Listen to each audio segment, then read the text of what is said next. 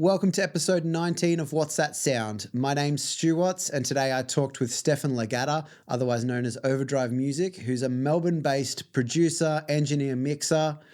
We talked a lot about the function of music, where certain elements sit, as well as the power of analysing music to improve your own mixes. And also he's going through a studio build currently, which he's about to finish up. So we talked a lot about that as well. All that and more, stay tuned for this episode of What's That Sound? You're listening to What's That Sound with your host, Stu Watts.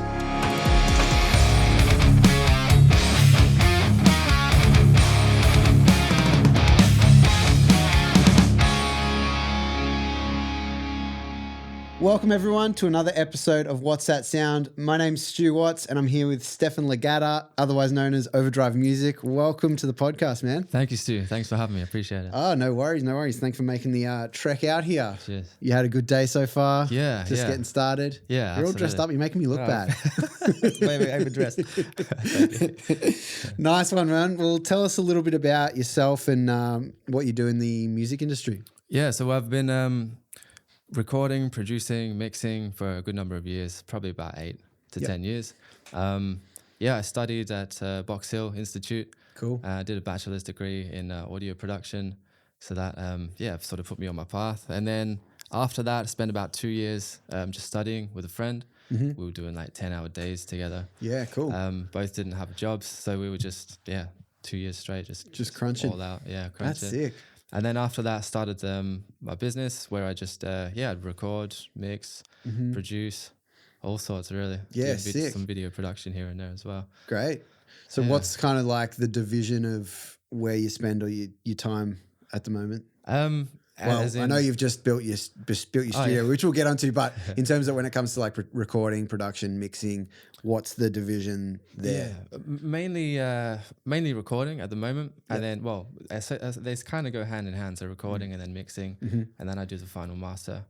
But I guess most of it is, tracking vocals, getting the right takes, getting lots of different takes. Yeah, I even sometimes hop on the mic and just do some background vocals. Yeah, cool. If people need it as well. Yeah, beautiful. Just sneak it in there without them knowing. Yeah, nice. And then go ahead, spend some time mixing it. A lot of the times I do it from home. Yeah, just mainly on headphones, and then I bring it back to the studio and mix it. Yeah, cool. Final mix. Well, let's take it back even further. Let's talk about like where music first came into your life. Tell us a bit about your childhood and what music was like for you then.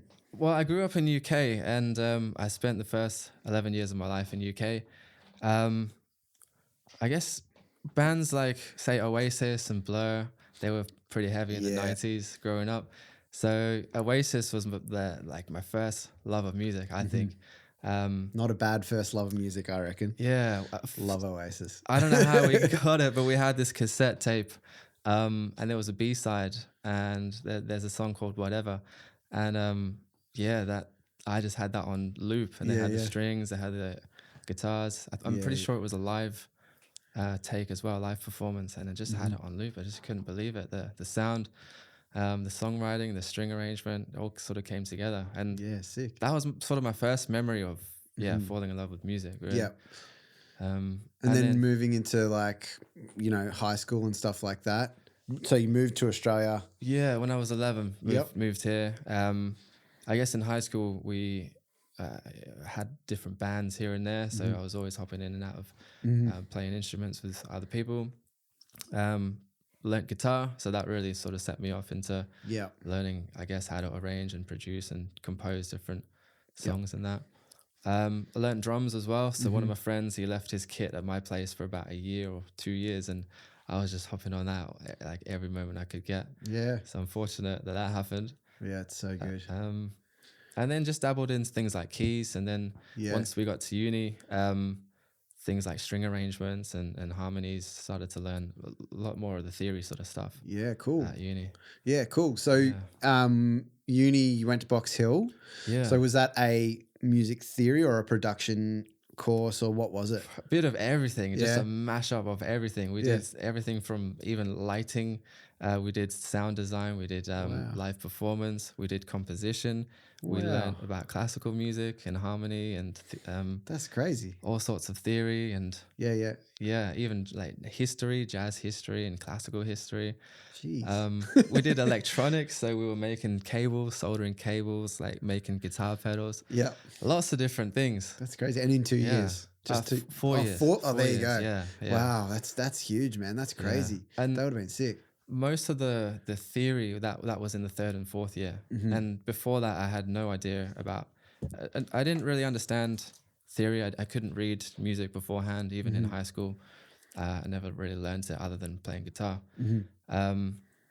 But that was just an eye opener in terms of things like voice leading, for example, melodies and how they can flow and how they can sort of build tension and release and things like that. Yeah, that's sick, man.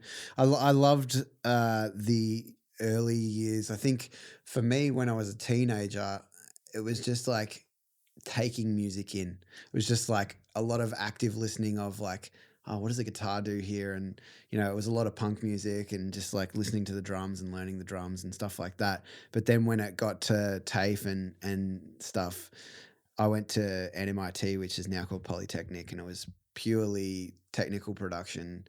And then that was when I started to get into like production and really listening to the different stuff. And I distinctly remember thinking that the mix engineer was the producer, which is funny now because I obviously know a lot of the two sides of things then, but I just always remember, oh, the production's crazy on this, but I was thinking mixing. Oh, okay. Yeah, but anyway, that's just a side note. But yeah, that's cool, man. So tell me more about like that period of when you like went off and learnt with your friend. What was that? Was that aside from TAFE or? Yeah, it was just about at the end of my course. He calls me up and I met him at a party randomly. And he was playing some stuff that he was making. He was showing me on his car stereo. And I was thinking, that's pretty cool. It's not something that I would really make. It was a lot sort of poppy based and like very synth based as well. Yep. And I was more, say, guitar and very band orientated and singer-songwriter. But he sort of dragged me out into that sort of world. And he got me listening to things I wouldn't really listen to, things like Lady Gaga and the hair producer Red One. And that's like, I would have never have listened to that or even started to compose anything like that. Unless it was for him. So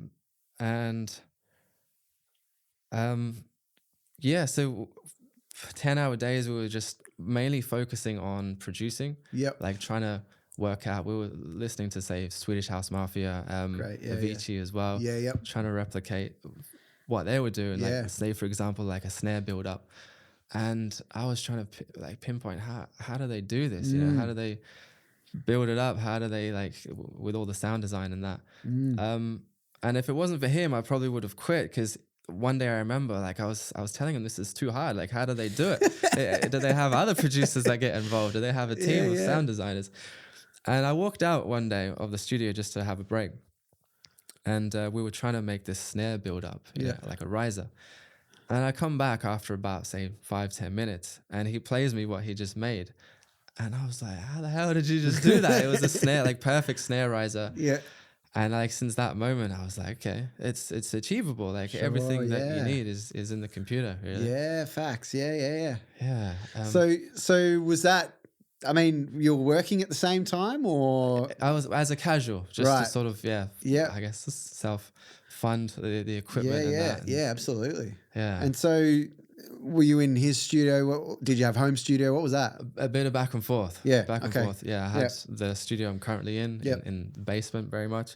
And we would often like sleep under there in the summer as well. And then I would go to his for like 2 or 3 or 4 days and just, you know, crash at his. That's crazy. Yeah. We used to like share everything, share the same food, share the same bed and sleeping bags, of course. And we just used to, that's awesome. That's like, I don't think many people would have those sorts of like specifically that sort of like thing, for a long period of time, you might spend some time with your friends. And I was in a band with my mate Trav, and we were like that. We were always over at each other's houses. We weren't necessarily like living together or anything like that, but we only lived, 25 minutes away, and we were just songwriting. We wrote, like, there was one period of like 1 year, we were in a band together called the Spin Set, and we wrote, there was 1 year between finding members. So we had members and they quit, and then a year later or so, or 6 to 8 months later, we got other members. But in that time period, I reckon we wrote like 20 or 30 songs. Damn. Like, no joke. And we were just on it every day. So it's a similar sort of thing. But I think a lot of people would have their own experience of that, having someone that they can really relate to on a music level, and just building together. And I think that's a really great way to do it at the start when you don't understand stuff. It's just like unpacking things, right? It's like, what do they do here? How can I achieve that? True. And I think most importantly, we were getting into the function of sound. Yeah. Because here I was on the side making my own sort of music. I was just throwing in anything that sounded good to my ears. Yeah. But you might have one lead that sounds really good by itself, but you put it in the song and it's like, well, what's the function of that? It's not really serving a purpose. So he was the one to sort of bring me to say, hey, like, what's the function of the sound? What do we need in this track? Is it something percussive? Is it a plucky sort of percussive sound? Maybe the synth can do that. Maybe the drums can do that. Or do we need a sustained sound? And now sustained, you can have a pad, you can have a bass or like a droning bass. So we really got down to the function of the sound in particular, which is so important. Yeah. And so then when did it start to move into working with external? Like, did you call them clients back then, or was it friends, or what was it? I guess back then, it was clients. I advertised just on Gumtree. That's all I've done. And got all sorts of people to begin with. Yeah. You just take whatever comes your way and you trial it. Back then. Now I sort of I asked for a demo beforehand just to see like where are they at? How can I help this person? Can I help this person? But back then, I mean, a lot of singer-songwriters that were producing their own music. They had a basic idea of the song. Perhaps they structured it on their laptops. They brought it to me, and we basically re-recorded the vocals, played the instruments like piano, and I was there playing guitars and stuff. And then slowly, I guess the rap sort of scene took over. Yeah. And slowly took in a lot of rappers, and then drill sort of came about. Yeah, man. I had this guy called Kush Mink, and he was 17 at the time. And I very much think he was the one that sort of brought drill to this country. Yeah. And then he just popped off out of nowhere. Like one day he was telling me, the songs are really popping off. Yeah. And I'm thinking, okay, like maybe he's had a few thousand plays here and there. Yeah. But I clicked and saw like how many plays, and it was like 50,000 plays in like a few weeks. Yeah. I was like, how did this happen? But I feel very much he was like a trendsetter in a way. He in a lot of things, like he wasn't trying too hard. He was coming up with a new genre that we haven't really heard yet in this country. To me, it sounded like grime, like being absolutely. from the UK. We had a lot of grime 100% like, growing up in my teens, like Dizzy Rascal and that. Yep. So I'd never really heard drill before until he sort of came along, and then others started hopping on like 1-4 and that. So that was an interesting time. Absolutely. 2019 or so. So obviously people would have heard that you had worked with, Kush Mink, and, they would have been like, was it their friends that ended up coming to the studios, or did they hear about you working with them? How did that kind of look there? Yeah, a bit of word of mouth, and a bit of his sort of friends and other artists that were hopping on his tracks. They were coming to me, people like CV, people like Yxng Ciiber, Mike, these sorts of people were coming along, and then from there the word of mouth also spread, so their friends would come along, hop on a few tracks and that. So and then from there, I think during lockdown is when things started to pick up. We couldn't really do anything. Yeah. So I started my YouTube channel, starting to do tutorials and teaching and that, which that really helped as well. I think it's like you put in a lot of work in these videos, of course, but it's like free advertising in a way. You can chop up these little, make little clips and make one clip out, 10 clips out of one, for example. Absolutely. Yeah. And it's, you learn a lot by doing that, not only you learn your processes and how to get faster at doing it just by refining little things along the way, but it's also like just by studying it, whatever topic you're talking about, you don't want to get it wrong. Yeah. So you do a little bit of research, like, is this the best way to do it? Am I teaching the right thing to other people? I think that's really important. You know, education's huge for me. I love that's why I do this podcast, but also in the past we've done field trips at the studios. We've done, you know, I do mix lessons, things like that, but it's always a good way to teach yourself and relearn things that you might not fully understand, or, you know, you want to actually get the full knowledge of. So it's a great way to learn by teaching. Absolutely. Yeah, for sure. Yep. For sure. Tell us about your studios. Let's unpack this a bit. You've been working hard over the past few months. Yeah. Tell us a bit about it. Well, the last 6 months, I think it just got to a stage where it was starting to look not as professional as I'd liked. It had just exposed brick walls. There was pipes all over the place because it's a basement. It's never really intended to be a living space. Sure. So we had a lot of issues, things like condensation, moisture building up. There was, I think, mold in the corners as well, like building up. It just didn't look great. It didn't feel great. It was so cold because it was just pure brick wall, no insulation at all. Yeah. So in the winter, my guys are rugging up. I was dressed up in lots of jackets. So it was not a comfortable place to be in. So I decided, look, it's got to be now. I got to do something with it and make it look nice, presentable, make it sound good as well, make it a comfortable environment, cozy as well, where people want to come in, enjoy themselves, be comfortable, and, you know, take your time with the process. So it's been great. I ripped everything out. So we ripped out some of the ducting and rerouted it. There was some wires that needed to be rerouted, so ripped them out. Some plumbing as well, ripped out the plumbing, and already that's just opened up the space quite a lot. Built some walls, so we put in some frames, insulated the frames with some thick rock wool type material. Yeah. Which is, it's still kind of going. I'm putting another layer in at the moment. Yeah. And then it's pretty much ready to be plasterboarded now. Yeah. But it's been a hectic process. Yeah, I can imagine, man. Like, I've learned a lot from YouTube as well. It's a great time to be alive. It's like, it is. It's like we can literally, you know, it might not be the most, you know, I don't know, what's the word?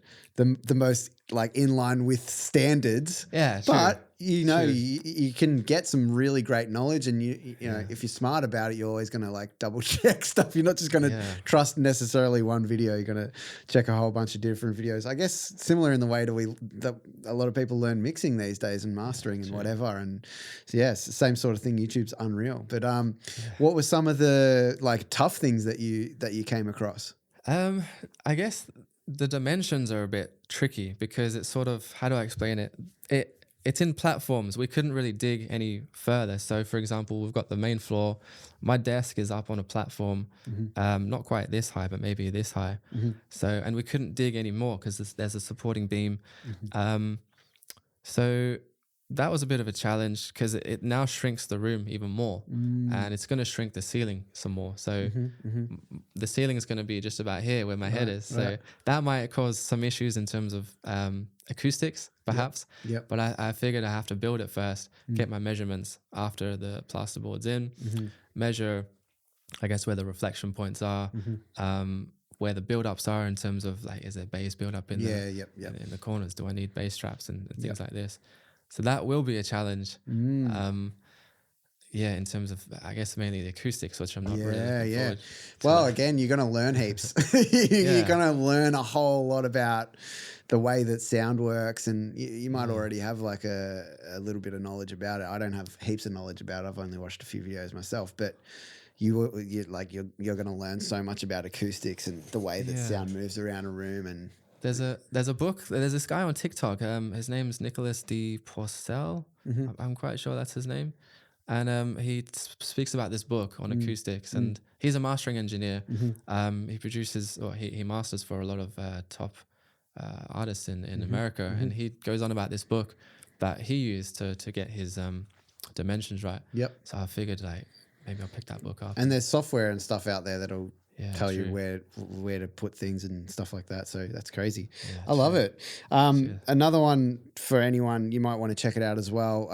One of my favorite producers, Eric Valentine, he does a video on acoustics and how to set up your speakers, but he's also building his own studio currently, and there's a more recent video that he hasn't posted in ages, so it's like a year or two ago, but he does talk about some of the challenges that he's had building his studio and some of the recommendations for acoustics and stuff like that. So it's one to check out as well. He's great, man. He's produced like unreal. Some of my favorite bands, like Good Charlotte. Yep. He did Smash Mouth as Third well. Eye Blind. Yeah. Queens of Stone Age. Queens of Stone Age. He's a legend, gun, man. Yeah. I don't love his mixing, but his production is next level in his recording process and stuff like that. Yeah. His YouTube channel is so good. Yeah. Yeah. You can always tell when it's him, and like his snares and his kicks. Yep. You just know straight away. Like you don't even have to look it up. Yep. Yeah. 100%. Let's talk about some of your influences, like, your producer / engineer. Did you have any early on? Who were you looking at back then? Yeah, I guess when I first started, maybe getting into, recording and mixing and tracking as well, even.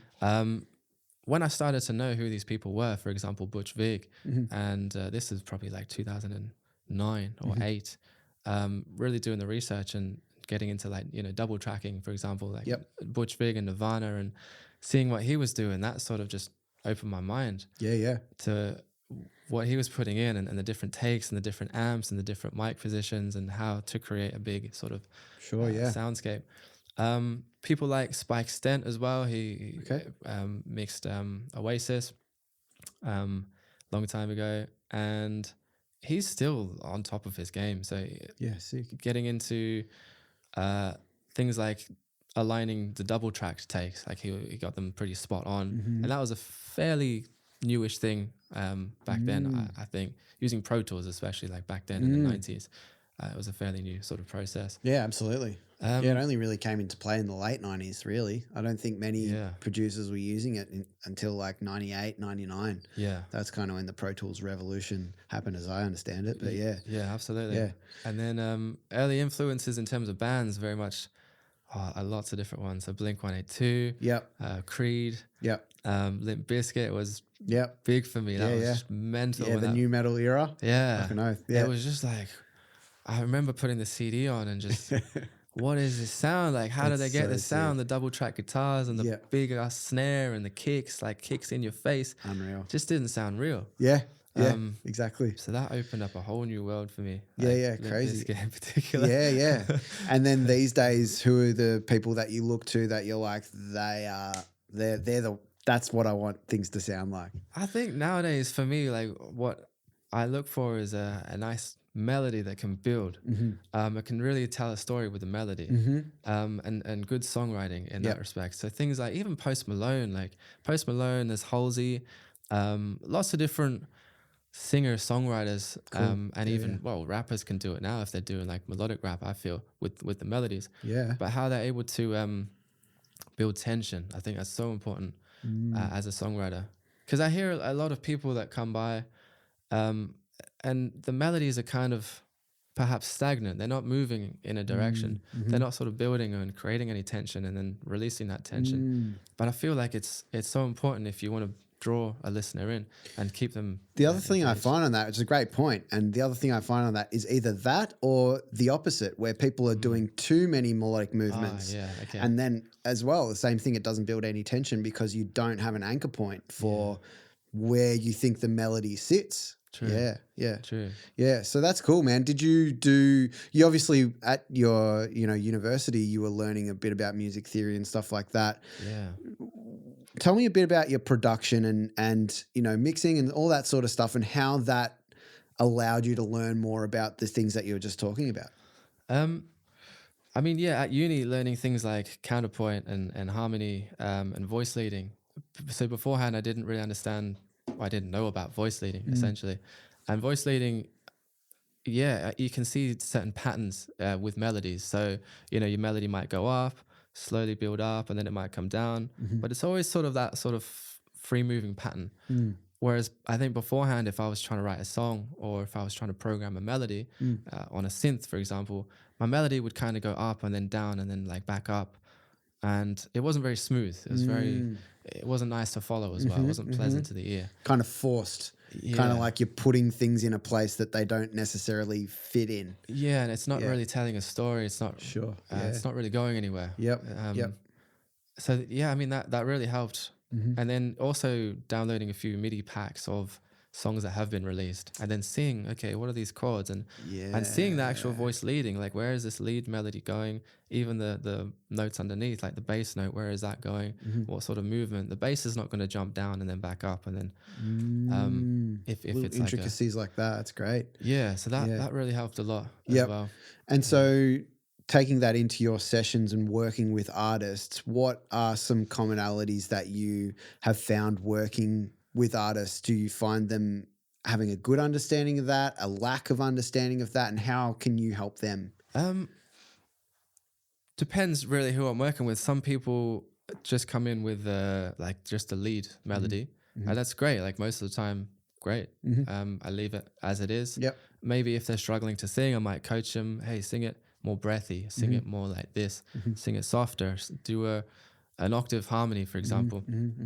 And then where there's room, I might say, hey, like I can play it back and I can kind of picture a melody in my head, and I might say, hey, sing this. And they might sing that. I go ahead, record that, play it back, and then, hey, like that's a 2-part harmony. It sounds great. Sure, yeah. Let's add another. So we might add like a bass harmony. Hey, like sing this. Or I might play it. I have a little toy keyboard, and I just play it on the toy keyboard, sing this note. It's so easy just to whip that toy keyboard out, put it on, press it, 100%, rather than like routes MIDI and facts. You need if you got an idea, like you have to get it down straight away. It's a really great point. And even something like voice memos and stuff, people demoing, anything like that, it's like, as soon as and we've all been there, and I continue to be there, is like, we'll be talking about a song and, you know, you'll pick up a guitar just because you have that spur of the moment thing, you'll play it. And then 5 minutes later, like, fuck, what was that idea that I had 5 minutes ago? And it's already gone. So those sorts of things are huge. Just like keeping track and, you know, trying to get as much down. There's a couple of artists that I work with that are really good at doing that. And I like to learn from them in a sense of like, as soon as I'll say something like, wait, just let me hit record so that I remember that for when I'm at home or something like that. So nice, it's awesome. Nice. And your sessions, tell us a bit about what they look like. Is it always the same? Are they different from artist to artist? What's your workflow like? That sort of thing. I mean, a lot of it now is rap. So singers come in, either they have a beat that they send to me or that they've found, say, on YouTube. They go ahead, email that to me, I download it, and off we go. I just get the tempo, I get the key of the song, just hit record, let them do their thing. Perhaps if they want to do one take as a warm-up, let them do one take. I like to break it up so they can get their breath in and then get a consistent sort of take. But I just let them do their thing, get comfortable with the session to begin with. And then if I feel, hey, I need to sort of step in and guide you a bit, or get the right take, like hit, stop and then do another take to punch in, then we'll go ahead and do that. So a lot of it is like that with rap. Sometimes it's very rare, but I might make a beat and they hear that and like, oh, let me hop on this. Or sometimes we make beats from scratch, which is a long process. I think a lot of artists don't understand how long it takes to create a beat. Especially if they're just finding beats on YouTube. True. 100%. It was funny. I had this one guy, Zahid, shout out Zahid. He's like, oh, bro, can you make me a beat? I was like, yeah, okay. I've sat there. I grabbed a loop even, so to speed things up. Grabbed a loop off my hard drive. I'm there like stopping, starting, dragging in snare, dragging in kick, dragging in hat, layering the kick, maybe switch up the tempo, switch up the key. And he's like, after about 10 minutes, he's like, bro, is this going to take long? And I'm just got started. And I'm like, it's going to take a while. He's like, all right. He just grabs another beat online. He just, let's put this beat on. It's funny, man. So tell me about some of the like things that you notice, in sessions, whether they're, some of the commonalities that you face in terms of maybe difficulties. Do you run into the same problems regularly? How do you like get around them and things like that? Difficulties, I'd say the main ones, I guess, would be harmonies and making them so they don't clash with each other. Because quite often, I mean, it can clash, whether it can be like a fifth away from each other. That can sound a bit odd, like a power chord. And it can sound, I don't know, just not, doesn't really have a nice feel to it. So harmonies and experimenting and just making sure they don't clash with each other. I guess that can be a bit of a challenge sometimes. Yep. But start with what can work. So I guess we would have the main lead line and then perhaps start with octaves. That's the most simple way to do it. Start with your higher octave or your lower octave if you need it. And then build from there, maybe do a third part or a fourth part upper. And maybe you could even do a third or fourth lower as well. Start with that. How is that feeling? And then work on feeling. Listen to it. Okay, what else can I add that can add some, that's completely different to theory, and just go from that. Go from feel, yeah. Yeah, go for feel. I love that. That's very important. And so when you run into these issues with, harmonies and, even just vocal coaching, I guess, how do you kind of approach that? Do you have the same way of approaching it with every artist? Because I'm sure it depends on the different artists that you're working with and the different styles of music. True. Yeah. Sometimes I do need to step in if they're struggling to hit the note. I might hop on the mic and say, hey, like, record me real quick, and I'll hop on. They'll record what I'm doing, and they get comfortable. Okay, because I'm doing it, they can perhaps also see what I'm doing, and they can replicate it. And I'll coach them again, going back to that keyboard. It kind of gets hard sometimes when you hit falsetto sort of voice, because not everyone can hit it. But yeah, it's funny that I find that I have to, like, when I'm singing, when the artists are singing, I like to do the warm-ups with them, so that when I'm in here and I'm coaching them on hitting certain notes, I need my voice to be okay so that I can actually do it. I'm not a very good singer, but it's like I still want to be able to say, hey, hit this note. And if my voice isn't working, that's why I like to warm up with them as well. So it's funny that, everyone gets comfortable, I think. Yeah. Which is great. Hey, thanks so much for listening so far. There is plenty more to come, so don't go anywhere. I just wanted to let you know that this podcast is made completely independently by myself with no sponsors. So if you like what you hear and you would like to show your support, you can send a donation to the PayPal link, paypal.me/whatsthatsound. The link is also in the show notes. Thanks so much for your support, and let's get back to it.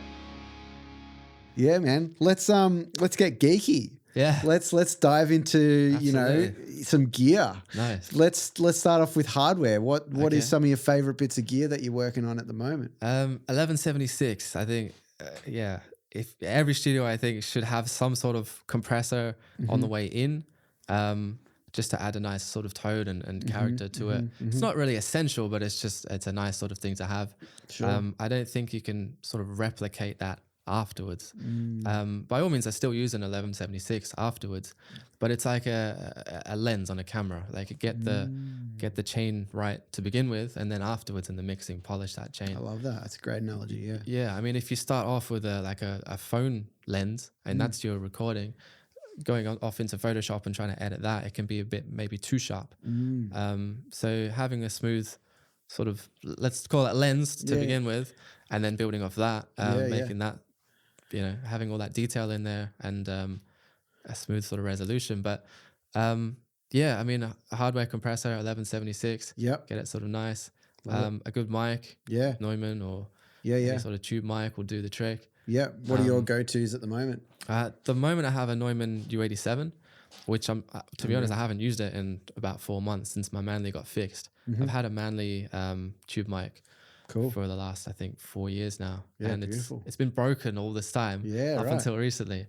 And I never knew it was broken up until, it was just making a lot of noise. Sure. Which I thought was normal. I thought, okay, perhaps the tube's broken. Yeah. So I kept replacing tubes. I going through so many tubes.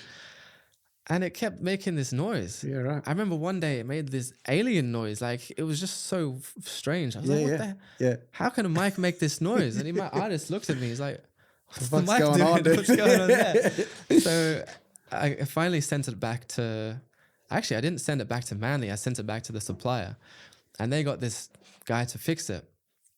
And he ruined it, absolutely ruined it. I got it back. I looked at the soldering. I'm like, oh, God. There's no fixing this now. Like, what have you done? I plugged it in and I could hear like there was a truck going by and that truck was making like this static noise coming through. I was like, this is bad. This is really bad.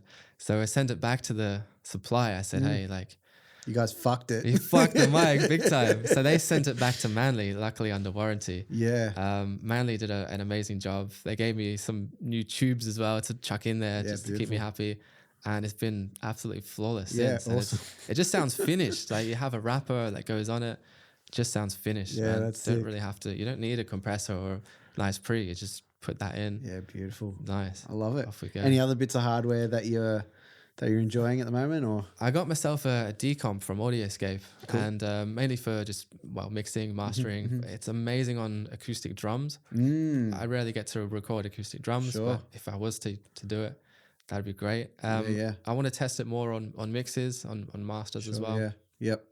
Use the high pass on that, and then run some masters through it. Yeah, beautiful. Yeah. Yeah, and nice.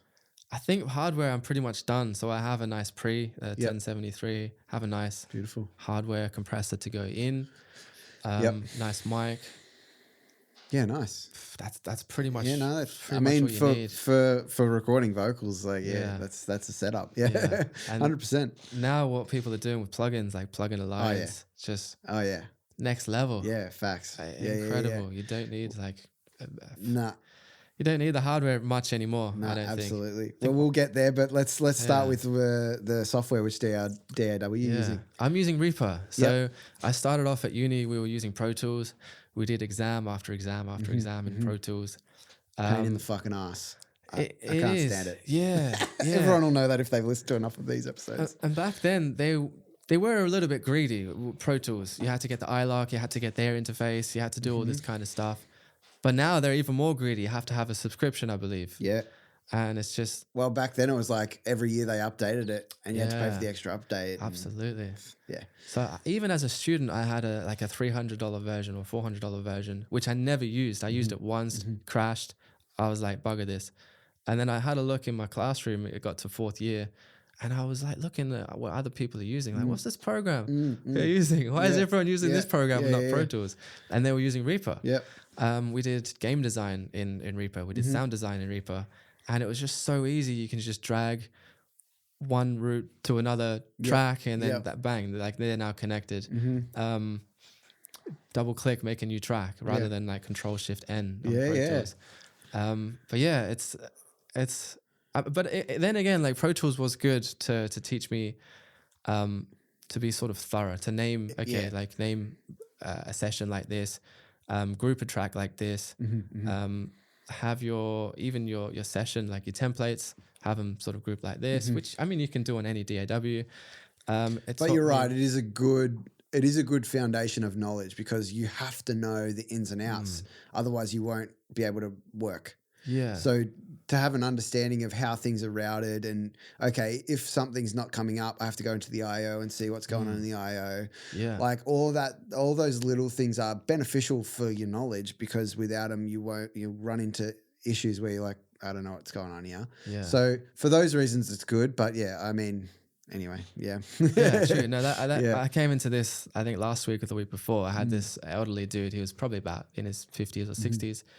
He wanted to learn how to use a DAW, learn how to use a mixer as well, which he's got, learn how to record through the mixer and also play back through the mixer, which I've never really, I've used the big Pro Tools mixers, but recently I haven't really used like an all-in-one sort of thing, similar to what you've got here with this fader port, and get it to work both ways. So that helped, like Pro Tools with their matrix, they've got like this routing matrix. I sort of learned from that, okay, how that pattern should be. Yep. And I used that in Reaper the other day for the first time. Yeah, cool. So it kind of helped in that. Nice. Yeah, and what do you love about Reaper? Like you talked about, the simplicity of, setting things up, adding tracks, stuff like that. What else these days do you find beneficial about working on Reaper? I think just mainly the look of it now, because I can name a track, say for example snare, and it will color it blue for me now because I've set it up. I can name a track kick and it will color it red. So I just know without really looking too much, I can just know, okay, these are those tracks without looking at what's this named. So that really helps a lot. That's like a custom thing that they've got. Yep. I guess like routing things, sending things to a bus rather than like setting up a bus. and then clicking and then searching for that bass. Yeah. It's a pain in the ass. Just click and drag. Yeah, like 100%. so easy nowadays. 100%. Things like searching up plugins. I can just type in 76 and it'll bring up all my different 76 plugins. Those sort of things really help. It doesn't crash. It's very stable. So my Pro Tools used to just crash all the time. But now, it rarely crashes. And also actually aligning doubles. Cool. Because there's a shortcut I've made. There's a script in there that I've made that can align your lead take and align your double take to the lead. It's like what Vocaline does. But it just does it in it's like a free version, and it's like unreal. You can slide things around to nudge it even further. So stuff like that's really handy. If you can, get a deeper understanding of all the softwares that you're using, it doesn't matter what it is, whether it's Fruity Loops or whether it's bloody whatever, Reaper, what we're talking about. There are so many under the hood things that if you take the time to try and understand, like every time I get a new version of Studio One, I'll read the guide. I'll just go through the whole thing. It doesn't take long. It might take like a few hours. Most of the stuff in it's the same because you've been using that software, but there'll be new things that come out that you don't yet understand. So taking the time to get under the hood with the software that you're using to see, hey, are there macros that I can set up that save me clicking a whole bunch of things? Are there scripts that I can run, like you were saying? All these little things will just mean that when you're in your session, you're just saving so much time. And just having the knowledge of that stuff is enough to unpack other things as well. Yeah, there was this Pro Tools exam, which I got to the operator stage of my Pro Tools. There was a next stage up, which was expert stage. Another exam where they took away your mouse, and then you were just forced to control the session with your keyboard. So you had to know every single shortcut, like literally every shortcut you had to memorize. That's awesome. So that sort of stayed with me, and I'm thinking, okay, like I need to know shortcuts. It's just going to speed up workflow. Yesterday, the day before yesterday, I downloaded the latest version of Reaper because I was on a version that was like 2 versions back. It was ancient, but it just worked. So I never updated it. Sure. But now it's a holiday period. It's quite a little bit quiet time for me. So I downloaded the latest version. And yesterday I spent the whole day just clearing up all my hard drives. I have about 3 or 4 hard drives, and all my unused takes. Like if a vocalist does a take and it's not quite right, and I just press Control Z, that just stays on my hard drive. But now, like, there's a button on there, you just click and it will just clean up all that. Clear all the takes. Just delete all that. So I've saved so much space as of yesterday on my 100%. Those little things are the things that like make such a difference in the long term. They're also the things that you can always say, I'll do it later. All of those little things where I'll just do it later. But when you force yourself into a workflow, for me, it's, archiving a session. As soon as I'm done with the session, I obviously export all the mixes in the different formats. I will, obviously do instrumentals, acapellas, all those sorts of things. But then I'll also save all the effects chains that I've done so that I can use them in another session if I need to. I'll save, what else do I do? Yeah, like you said, deleting all the unused stuff to save space. There's a little bit of bug in Studio One, which I wish they would fix, that sometimes brings tracks in from other sessions, which is really frustrating because I've accidentally deleted stuff from other sessions that I'm like, it's an unused file, but it's an unused file in this session, not in the other one. So that was a bit painful, but little things like that where it's like, just take the time. It might be an extra half an hour or an hour at the end of, finishing up that session, exporting the mixes. But those little things, just to be able to have those effects chains that I used where I can be like, this vocalist is very similar to the other vocalist, or this guitar sound I know I used it in that song, and I'll just drag it in and it's there, so stuff like that, little things like that just are huge in the long term. Nice. Let's talk about more software stuff. Let's go plugins. Nice. You were talking about Plugin Alliance. Are they some of your go-tos? I think nowadays, yes. Yep. They always have like great deals. They always have great sounding software, and they're always just bringing out new software. With the Brainwork stuff, it's not really. I mean, sometimes they model a certain EQ, like GML EQ. It's like a 10 grand EQ. Now they have a software version of it. How close to it is, I don't know, but I guess the functionality is very much the same. But it sounds great. That's some of the stuff, and like they have a plugin called Soma. It's like one of their EQs, mid-side EQ. fantastic. I can now Knife like, audio. Yep. yeah, widen the sides only, which is great, man. Yeah, the plugin alliance stuff's great. There was just one point where I was like, I wanted to try them out because I'd obviously been seeing it. I had bought some of the plugins like the G channel and stuff like that. And I was using Slate religiously for like almost 3 years, I would say 2 years though. And I was like, it's a bit cheaper. And there's so many plugins in the mega bundle. So I made the jump about 6 months ago, and I've been it takes that long because it's something like 160 plugins, 170 plugins that you get for free. Oh, not for free, but with that subscription. So it's like I'm taking the time trying out different EQs in different sessions, trying out different compressors and stuff like that. I recently went through a period of recording 2 or 3 bands, only recording, no mixing for like 2 months. Wow. And so now I'm at the stage where I'm having to mix all of that stuff, which is really fun because I love mixing, probably more than recording. I still love recording, but mixing is like where you get to have fun, right? Yeah, true. So unpacking all of those plugin alliance, compressors and EQs is awesome. There's a Lindell compressor that is kind of like an 1176 if you haven't used it yet. I can't remember the model number, but it is so good. That brown one, drums and stuff. Yeah. It's fucking sick. Nice. Anyway, I love it. On drums, it just makes the drum bus so sick. Nice. What is some of your like go-to compressors that you were saying, the 1176? Yeah, I guess that's the main one. There's also Arvox from Waves as well. I like that on vocals just to compress a little bit. My compression is always in stages, so it's only about like 3 dB at a time, maybe 4 maximum. I just like kiss the needle if there's a meter on there, gain reduction meter. I never really slam things unless it's like parallel. Well, I was literally just going to bring up your stuff. I had to listen to some of the stuff that you're working on. It's very obviously modern. You're working on drill. You're working on some singer-songwriter stuff that's still in that you're still working on. But a lot of the drill stuff and the rap stuff, it's clean. I think you pay attention to detail. Sure. There's no like noise.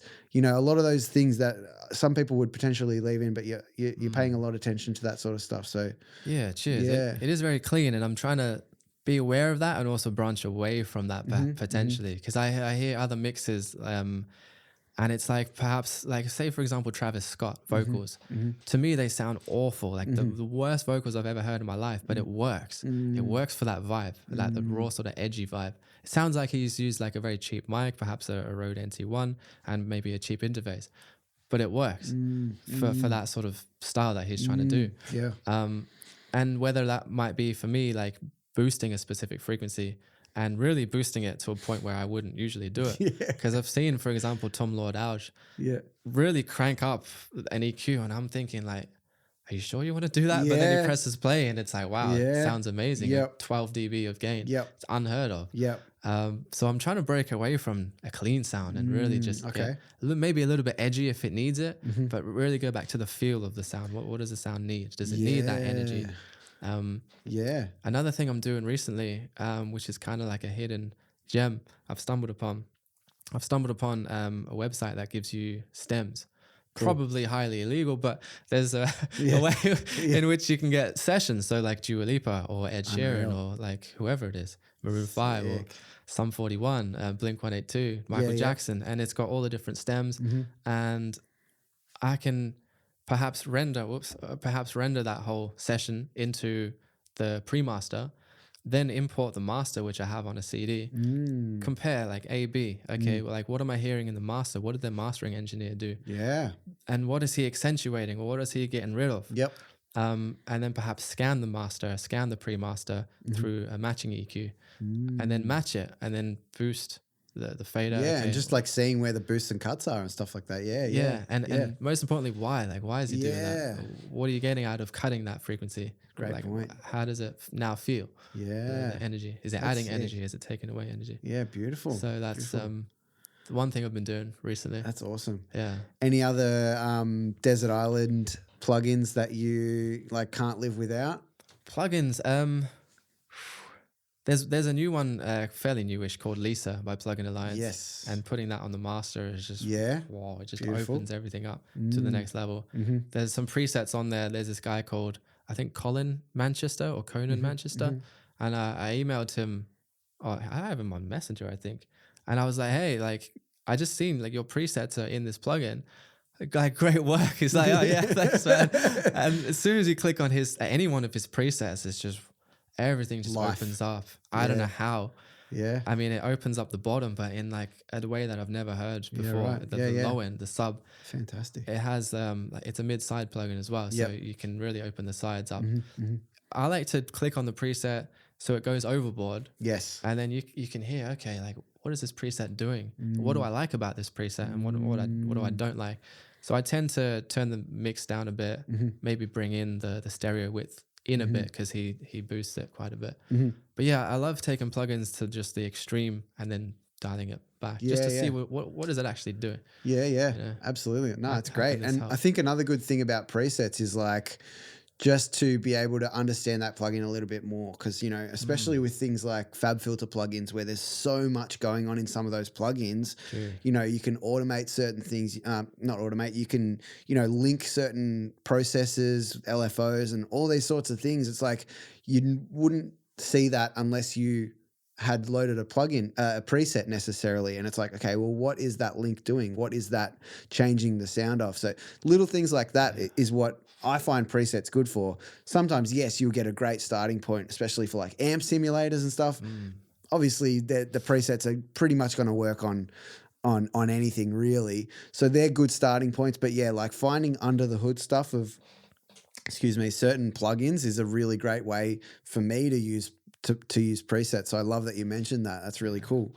Talk to me about some of the workflow hacks that you've found over time, things that have sped up your process. You mentioned keyboard shortcuts before.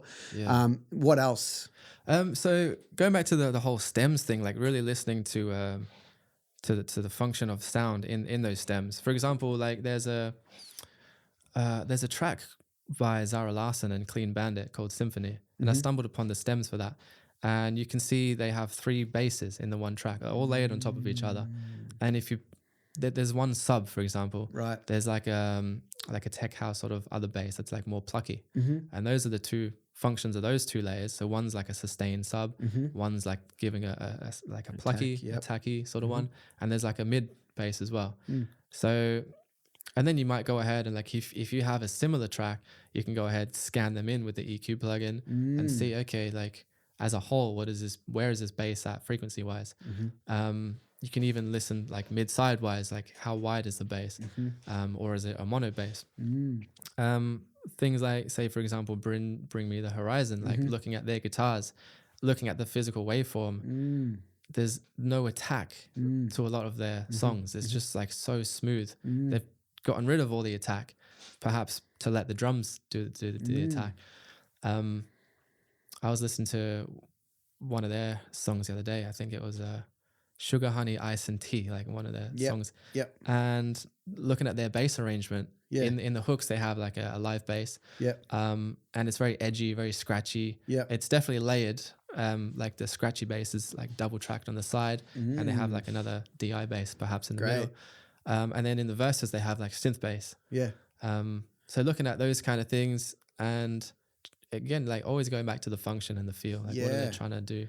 Lots of analysis and unpacking, and you know, trying to train your ears and train your mind to be able to make those decisions in the future. It's really cool. And you know, it's, I think anyone that's watching this has done that themselves, but it's still a great thing to regularly do, is to try and unpack what other people do and take those influences into your next session, where you can surprise people by, you know, it's always those things that you surprise people with, where it's like, hey, I'm going to double track bass. It's like, what do you mean double track bass? It's like, oh, I saw someone else do it. Let's give it a try and see how it sounds. Or, you know, like you said, high passing just the top end of basses and, you know, using that under a different bass, anything like that. They're just such cool little tricks that will make your music stand out in the future and make your client go, that person really understands audio and sound and music and all those little things. It's fantastic stuff, man. It's kind of like reverse engineering and then building off that. So you do that, you learn the fundamentals. Okay, like this rock song, like in a rock song, how should the guitars perhaps sound? how should the drums sound, how attacky should they be, and then using that into your own. Even if you're doing a rap song, hey, like these rock drums sound nice and clicky, perhaps I can do that in this rap song. Absolutely. Yeah. This has been awesome. Before we wrap it up, I always ask the same question, and it's two-pronged. It's first of all for producers and engineers, and secondly for artists. But what are some of, your best bits of advice that you could give those people, maybe for beginners that are just getting started in their first few years? As say a producer or a beat maker, I think the number one piece of advice that's so underrated is, and it's going to sound so boring, but treble equals energy. And what I mean by that is if you're trying to add energy to a song, just add treble. Whether that be add some white noise in the hook, like we were saying before with the bass, add like this scratchy part of the bass just to accentuate the highs, add another hi-hat, add another ride, make the vocal sound brighter. Whatever it is that you can do, that's going to add energy. And then also tame that down when it comes to the next verse. It's all about push and pull. Like that's the second piece of advice, biggest advice I would say is push and pull. I remember there was this ASCAP conference in America, and I got the online course to that. And I think it was Greg Wells. He brought two people up on stage and he said, I need this to be visual for everyone so they really understand it. And they did a very much a tug of war. So they like try to wrestle each other, tug of war. And that was push, pull. Since that moment, it just stuck. Okay. Like you got to introduce the song, not have too much high energy, build it up. Okay. And then like the impact comes in, like that tension has been released in the hook, and then dial it down a little bit in the next verse, build it back up. And then when it gets to the last hook, you add something new, like perhaps some ad libs. Those are, I guess, the two pieces of advice for sort of beginners, like learning to use a DAW or learning to produce or learning to even songwrite or arrange. Is learn that. Yeah. I learned some basic theory as well. Yeah, intervals, the spacing between notes for those who don't know. It's huge. And then when you're out and about, you can hear different intervals. You can hear, okay, what did this singer do? When I was in the shower this morning, there was a singer, Giveon. And before one of his hooks, I think the song is called Another Heartbreak off his latest album. Yep. Just before the hook, he's singing this one note that's clashing almost, but then when he gets into the hook, it's like a perfect fourth interval. So unreal. If I was to use that in a song, or if someone comes to me and it's like, we need to create tension, perhaps I can pull that one out, like maybe a perfect fourth interval, or maybe I can just hit this note in a specific scale, for example. But I just thought that was incredible. I love it. I love it. One thing off that is I was recently listening to a podcast with, what's his name? God damn. Chili Peppers guitarist. John Frusciante with Rick Rubin. Yeah. Fuck, I can't believe I forgot both their names. But, excuse me, they were talking about one of the Chili Peppers song Scar Tissue, and how someone found out that it wasn't exactly in tune. Yeah. And, there was that the rub that doesn't sound like a rub, but it fascinated me. And then there was another podcast I was listening to, they were talking about the rub of two notes against each other and how it actually contributes sometimes to the tonality and the feeling of, so whether something might feel incorrect theoretically, it doesn't necessarily matter because it's how it makes you feel. And that, I think that's to go off of your point of learning intervals and stuff like that, understanding the theory and how it actually makes you feel is so crucial. So I love that. It's so important. And even like studying a guy like Post Malone, like I've studied all the songs in his album in terms of melodies. It's getting a bit nerdy now, but when he gets to the hook, for example, he might land on the root note. If he's trying to build tension in the pre-chorus, he'll go off to the seventh note, which needs to resolve to the root note. He might even hit the fifth note in the pre-hook. Make it sound super happy, or man. All of that stuff is like, so it's not only like fundamental to being a good producer, but it's so fascinating. Yeah. And just analyzing the way different people do it. And this is where you cannot steal from people, because everything that you do is stolen.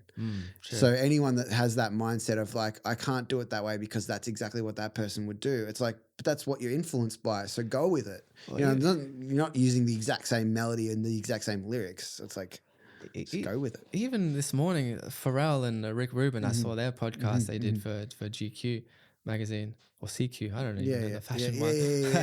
Pharrell they were talking about how he got sued for the copyright infringement. But it was based on the feeling. So he got sued for the feeling of blurred lines.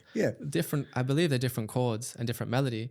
But it was the feel that got him sued. And he just felt like he was so disappointed and so upset about that. Oh yeah.